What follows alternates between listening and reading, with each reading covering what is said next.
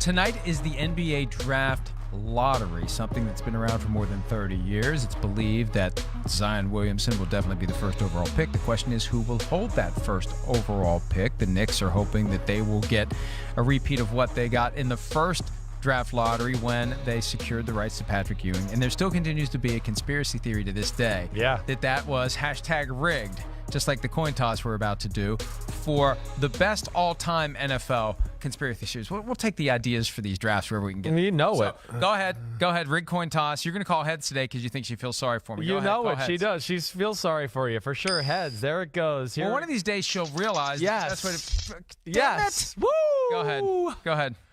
Okay. I'm going with one that I don't even think is going to be on your list, but it hits home for me, okay? I used to see this... You didn't actually have your spleen taken out? No, I fooled everybody. No. Jimmy Hoffa's buried in the Meadowlands, okay? That's my favorite NFL conspiracy theory.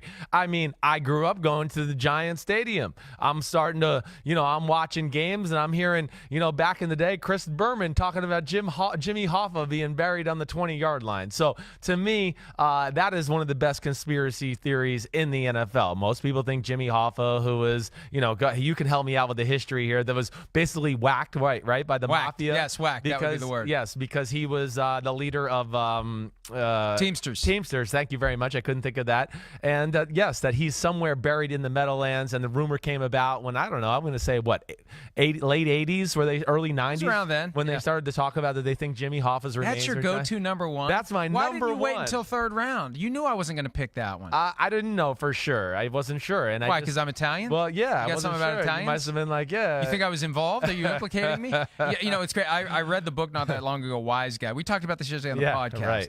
Goodfellas was based on the book Wise Guy, and actually in the book they talk about a guy they whacked that they buried under a bocce court, and Tommy, Joe Pesci's character, was hey, how you doing down there, Ralph? Every time they went by that bocce court. Oh my gosh, that's brutal. But so, all right, then that was I had to. Well. I like that. I had to go with that one. It's too fun for me. All right, for me, this is the no-brainer. This is the obvious one, and I know that this is one that they still talk about. Super Bowl 47, when the lights went out in the Superdome. I was there. People freaked out. People didn't know what was going on. And when you're at the press box at the Superdome, you are the last one out. You ain't getting out if something's going down in the Superdome. But still to this day, there are members of the Baltimore Ravens from that season who think that it was done deliberately to give the 49ers a chance to try to come back and win the game. They ultimately didn't. But you got guys like Ray Lewis who legitimize it, who think that Roger Goodell just kicked the power cord out of the wall at the Superdome to deliberately cause an extended delay that reset the game and sparked the 49ers. I don't think there's anything to it, but that's one of my favorite conspiracy theories. No, I mean, of course not. And didn't the city of New Orleans come out and basically say that there was something with the transformer? Well, they always tell the truth, too, in situations like that. That's what makes a conspiracy theory good. Everybody lies about it. That's very true. You're right about that. But I know I don't buy that either. Again, my dad was broadcasting that football game.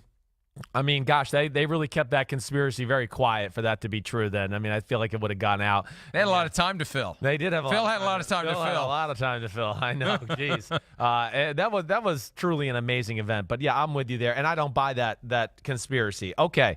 I'm doing ones that are more fun to me. This one, I hear this a lot and it annoys me, and people think it's a conspiracy, and I want to just go, no, it's just stupidity.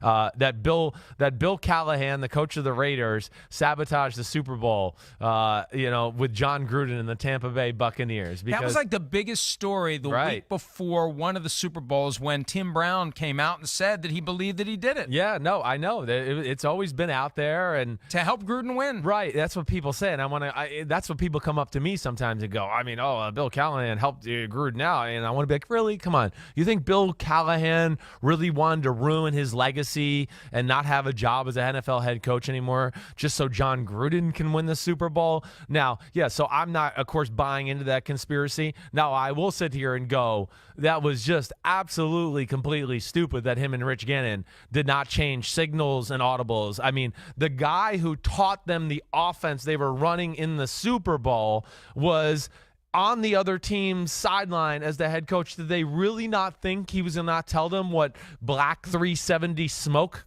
was, or Black 358 Cannon. I'm giving you some real audibles from the John Gruden office, but I got there the next year. I mean, yeah, they were all over everything because John Gruden played quarterback during the week of practice and went through all the audibles because he knew he had wired Rich Gannon to do certain things against certain blitzes, and they exposed him that way. Not a conspiracy, just stupidity on the Raiders' part. Yeah, you got to change that Yes, stuff. you can't have to. go forward with the stuff that the guy who designed it had in place. You have to make those changes, and the sooner you make them, the better. And that's something like a Bill Belichick would never do. He'd change it all from day one. Yeah. So you don't have to worry about trying to change it all 2 weeks before the Super Bowl when it just so happens, oh crap, we're playing the Buccaneers. Right. All right. Speaking of Bill Belichick, Yeah. this is one that I love because there are still members of the 2001 Rams who believe this happened. Yeah. They're salty about it. To this day, there is no evidence that it occurred. It became a big deal a couple of days before Super Bowl 42. And I think at a certain level, the Patriots have never used this as an excuse. I think it knocked them a little wobbly going into that Giants game when they were the heavy favorite to go 19-0. Right. Because it all hit, and they spent time in meetings with the league. The league swooped in. Instead of waiting until after the Super Bowl, it's like, hey, let's just wait until after the Super Bowl with this. But what became known as Spygate 2. Yes. Even though it happened chronologically before, the notion that the Patriots secretly recorded the final walkthrough practice of the LA Rams or the then St. Louis Rams and understood how big of a factor Marshall Faulk was going to be in the game plan and knew exactly, all of that. I don't buy it. I don't believe it. But Marshall Faulk believes it. He'll talk about it from time to time. Kurt Warner talks about it from time to time. Those Rams players believe they got cheated by the Patriots, not just by the videotaping of defensive coaching signals because they played them twice that year, but also by this idea that their walkthrough practice at Super Bowl 36 was videotaped. It wasn't. But I love that conspiracy theory because they are still salty about it to this day. I know they are. I can always say this. I never was around a bigger rule follower in the NFL than Bill Belichick. I'm going to say that. I'm going to say it again. I mean, like I said, you couldn't bet $5 on the U.S. Open in the building in New England. So I have a hard time thinking he did that. The other thing that's always hard to swallow is the preparation of the New England Patriots.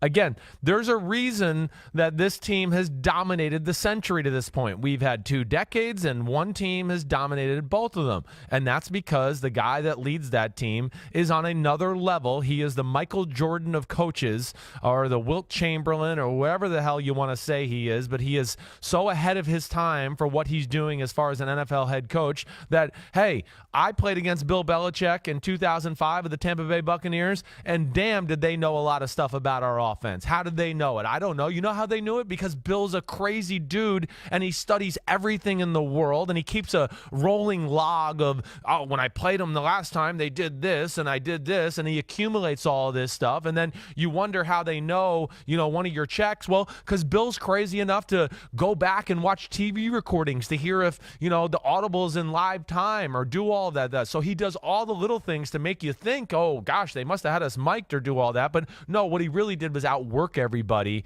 and out-detail everybody, and it just seems like he knows what you're doing better than what you know. And he's been doing it for 19 years with the right. Patriots, and they got 6 Super Bowls because of it. All right, what's your next one?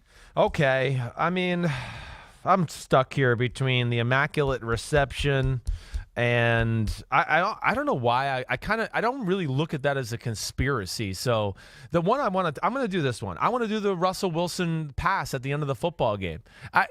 To me, not only because conspiracy theory, it's actually one I think I believe in. I guess that's why I want to pick it. And Marshawn Lynch went on TV in Turkey to articulate his conspiracy theory about why they passed instead of running. I mean, my theory, and I know, and if you talk to some of the people I was watching the game with, at the time I was saying this, Darrell Bevell was the offensive coordinator of the Seattle Seahawks. I truly believe that it wasn't against Marshawn Lynch. I think more or not, though, he said, man, if I get a touchdown pass and Russell Wilson's the MVP of the Super Bowl, that's going to get me a head coaching job and get me bumped up from offensive coordinator to head coach. I really believe that was the reason they called that play there.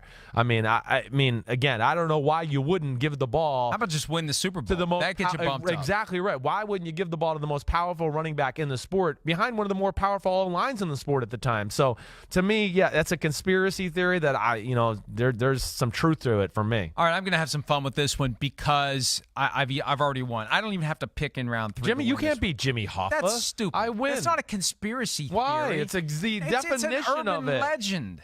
Well, okay. So is the blackout. I mean, No, is that's the a conspiracy theory. Oh, why? Because there's people you said actually so? involved who talk about it. When you've got players like Ray Lewis talking about it, that gives life to it. It just happened to be the location.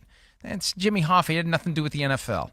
You just found it on Google during the commercial and you decided Well, to it go with reminded it. me. Yeah, it reminded me of it. I won't deny Here's that. mine. This happened at Giant Right. Stadium as well. Yes. The old Giant Stadium. Yeah. When the Vikings and the Giants played in the 2000 NFC Championship game. I was there. Yeah. Okay. And when there was some sort of surreptitious interception of the Vikings signals from that bubbled up Yeah. right after the game, and it went away really quickly. But there was something going on there where the Giants did something. There's a conspiracy theory. I'm not saying it happened. I don't I've wanna get never sued even by the heard Giants. of this theory. Yes. Okay. Yes. It you popped up. psycho Vikings No, I'm telling you, fan. 41-0. The Vikings were a great team that year. The Giants were average at best, as the Super Bowl showed. Right. There was something about signals being intercepted, communications being intercepted, and the Vikings just falling apart. Yeah. Okay. Hey, I don't know. Anything to excuse 41 donut. Apparently, yeah, that was a butt whooping. That game was over before it started. You know, when I hear about like signals being stolen and things like that too, at times, and I know we just talked about this a little, I want to go, okay, first of all, did you expect that a multi-million-dollar business that's, standing 50 yards away from you, not going to have somebody looking across trying to steal signals? Now, I understand we don't want cameras filming things and all that, but I look at it more times than not. If your signals are being stolen, that is on you that you're not changing your signals more. Like you talked about, New England would never be caught doing that.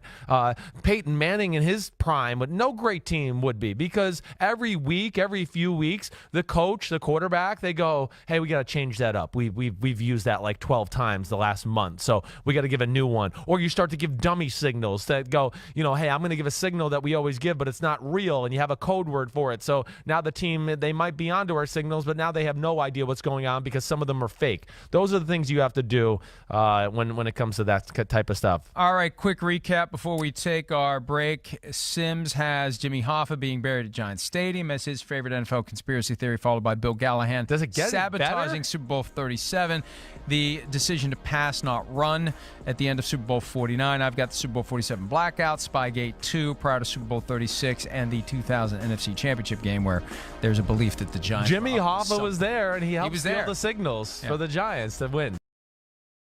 Hi, I'm Mike Tirico, and thanks for watching. Make sure to hit subscribe for the latest news and highlights from NBC Sports.